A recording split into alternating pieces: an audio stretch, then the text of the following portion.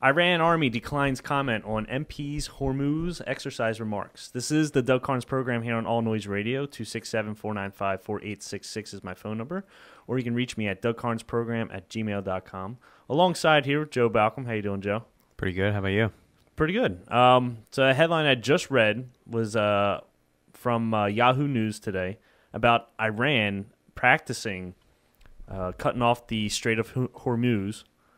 And this probably doesn't sound significant to you, the listener, right now, but it could have very, very bad consequences. Yep. And the reason for this is because the Strait of Hormuz is one of the biggest trade points for oil. I mean, that's where most of the Middle East oil gets funneled into. Yeah, it's one of the top 5 choke points in the world where, if they shut that down, then a lot of people are going to suffer. Yeah, and Iran can use this.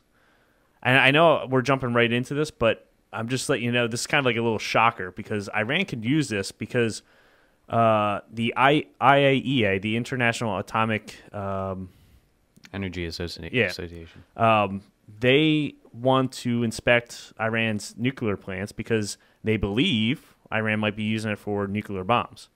But Iran claims not to be, but they just want to check. Well, guess what? When the IAEA puts some pressure on Iran, Iran's going to use this tactic of closing down the strait. And so let me just read the article. A member of the Iranian Parliament's National Security Committee said on Monday that the military was set to practice its ability to close the Gulf to shipping at the narrow Strait of Hormuz, the most important oil transit channel in the world. But there was no official confirmation.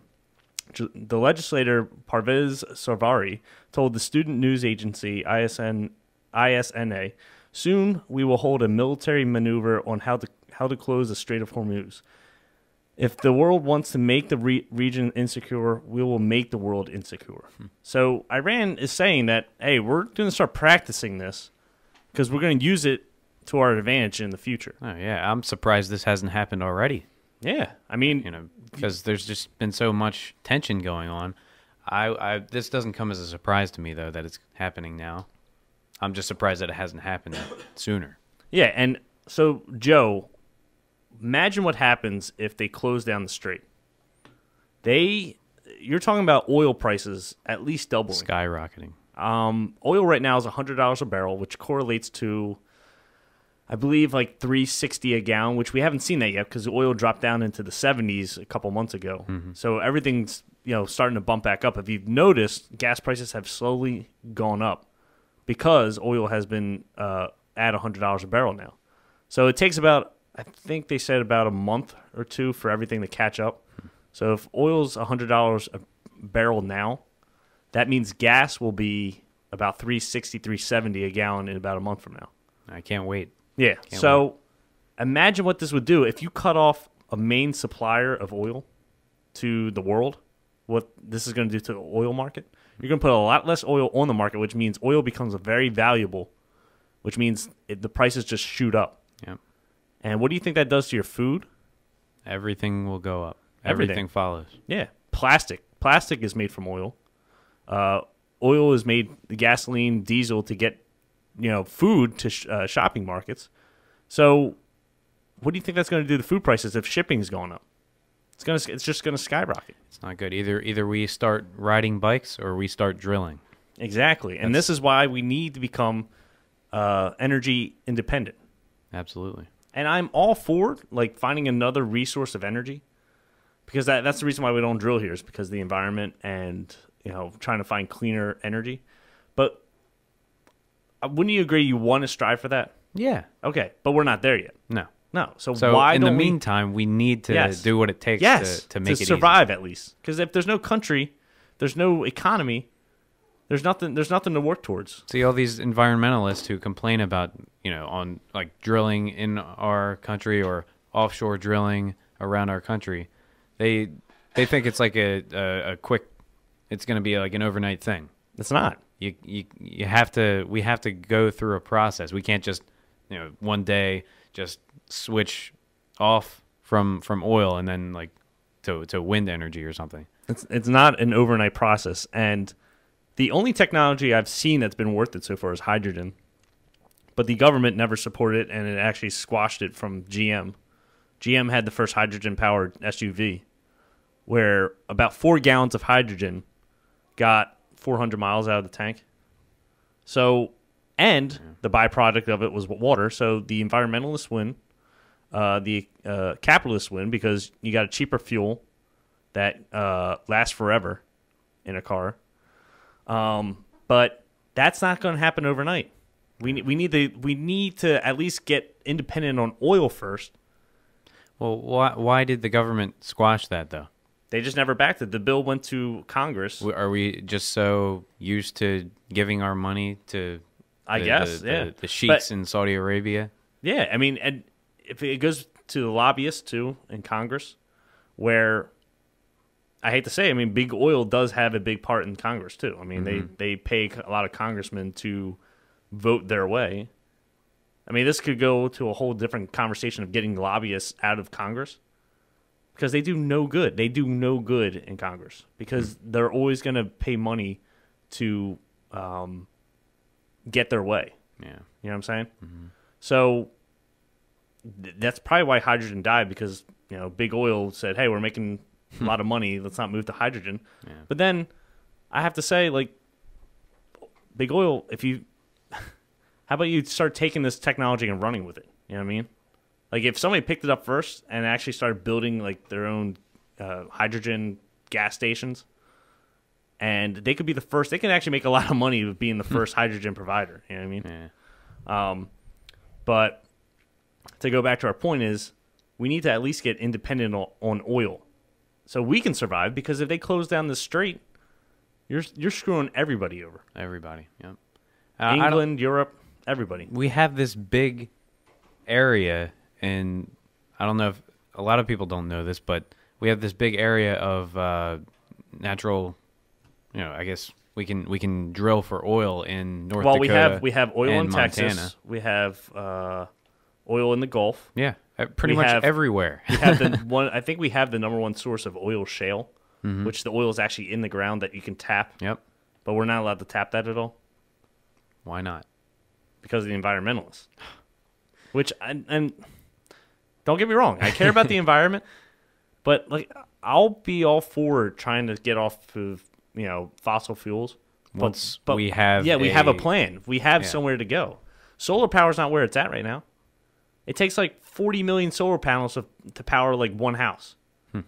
Now, I did read an article last year that once solar panels get into nanotechnology, that there's so much receptors in the solar panel, like there's so many packed down in there, that actually one solar panel can power an entire house. That's where we'll start benefiting from that. But it's not there yet. Solar panels can't do that. Like, you need a bunch of them just to run one building. You know? And that's if the sun's out. Because you lose a whole lot of power when it's cloudy. So solar's not a solution. Wind's not a solution. Wind power, you have to put up so many windmills just to power one town. And some people don't want windmills in their backyard. And it's too costly for the power that it puts out. The only thing that's not costly right now is oil. And that's where all of our energy comes for now. For now. Yeah. So it just let's you got to take it back to steps. Step 1, let's become independent on oil, all right? So we don't have to depend on anybody else. You know, so if they close down the strait, hey, good. You know, it sucks for those people, but we have our own oil over here. We're fine. Then let's move on to funding for finding, you know, the hydrogen powered car or hydrogen plants that could power entire cities. But we got to start with step 1 first. Yeah. Because a lot of these environmentalists, they love to jump the gun. They love that they just think that everything can happen like that, like at a snap of a finger. Yep. So if oil doubles in price, that is going to collapse our economy. It really is. Yeah. Because imagine food prices. Imagine everything. Everything. You're not going to be able to go to work. My main job is down in Maryland. That's a hike. And our job depends on oil because we have to deliver things. Like plus that, it's just what, tires, right? Yeah. And Tires are made from oil. Yeah. And what runs on tires? Cars.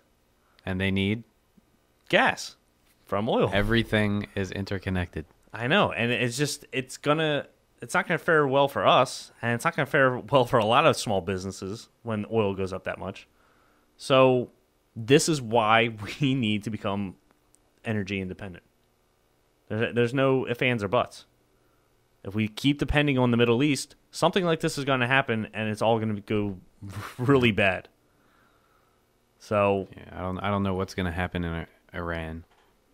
yeah, and This is the first step. They could take a more serious, not just economic path, but military.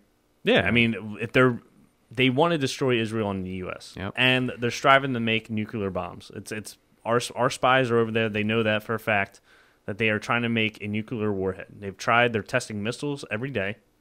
And they found they captured our drone. Yep. Did you hear about that? Yeah. I think they're just really starting to get restless, Mm-hmm. and they're gonna make a move pretty soon. Yeah. And they have to, because their people are they're trying to create a revolution over there, and they need to do anything to stop it.